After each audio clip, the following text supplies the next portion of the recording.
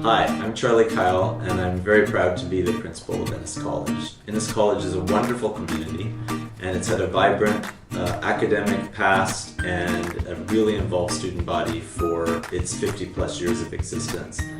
The one thing people may not realize is that the current building that the college occupies was built in 1974 when the student population of Innis was 800.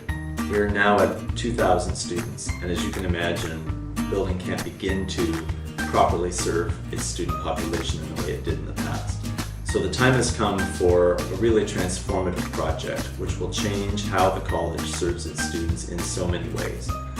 At the center of this building project is a reimagining of all the core student spaces. We will have an integrated library and student resource center at the center of the building, an expanded cafe, brand new student government and club offices, and many more amenities that the students currently don't have. This will change the way that commuter students engage with the college by giving them much more space to call their own.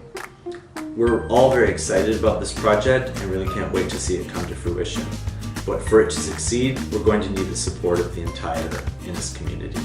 So I invite students, staff and faculty, alumni, and friends of the college to come together with me to champion this project and to make sure that for the future generations of Innis students, they have the best possible environment to learn and thrive in.